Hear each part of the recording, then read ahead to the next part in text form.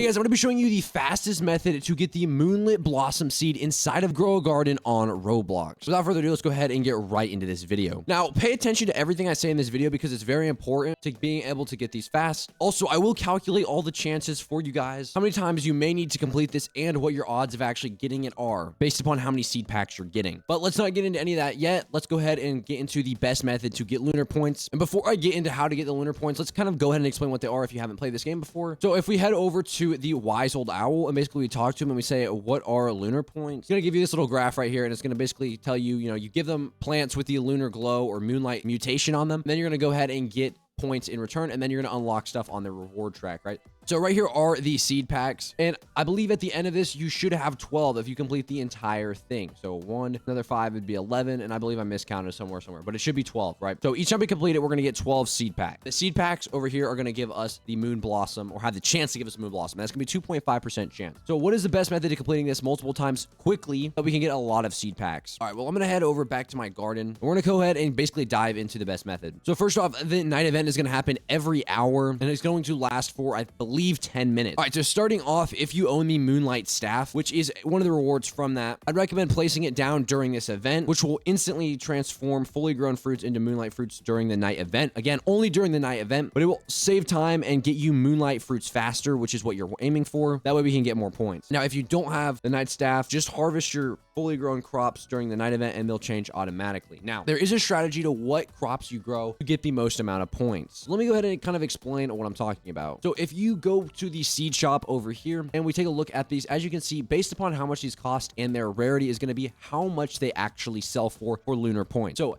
a common, like a carrot seed or strawberry, would sell for 1 Lunar Point. So if you sell one of these and it has a lunar mutation, it's going to sell for 1 Lunar Point. And I just want to point out real quick, the lunar event has actually happened. So we have the Moonlit right here. Again, for the uncommon, that's going to be 2 Lunar Points. If we scroll down to the tomato and corn seed and the daffodil seed, all these rare ones right here are going to sell for 3 Lunar Points. The watermelon seed, which is going to be legendary, legendaries are going to sell for 4 Lunar Points. So any legendary on this list will sell for 4 Lunar Points. Mythical sells for 5 Lunar Points, and divine sells for 6 Lunar Points. So let's head back over to our garden and let's see if we have found any. So yeah, right here, here's a lunar one right here, or a moonlit, whatever they're called. So here we go. So one thing I want to mention is even if they have mutations on them, it's not going to make it sell for any more that I know of. I just stole a strawberry with the moonlit mutation on it, and we did not get any extra lunar point. And that's from what I know, from what I just did. Correct me in the comments if I'm wrong about that, but I believe mutations do not go towards your lunar points. Now, a lot of people would recommend going ahead and going over to the gear shop and buying some sprinklers during this event. So place down your moon staff, and then I would get the best sprinkler that you can, and potentially a lightning rod if you have a storm. But what this does is it's going to increase growth for 10 minutes, which is the entire cycle. So right here, this godly sprinkler is going to increase growth speed for 5 minutes. So if you buy 2 of these, you can place down 2 of them, and you're gonna have that full 10-minute cycle. And you can see these ones right here on this person's farm. This one is moonlit, and this one's gonna sell for an insane amount because it is. If we check the seeds out over here, it should be one of the higher ones. So that one's going to sell, since there's the moonlit on it. Since it's grape and it is divine, yeah, it is going to sell for 6 points. So the grapes are really overpowered. If you have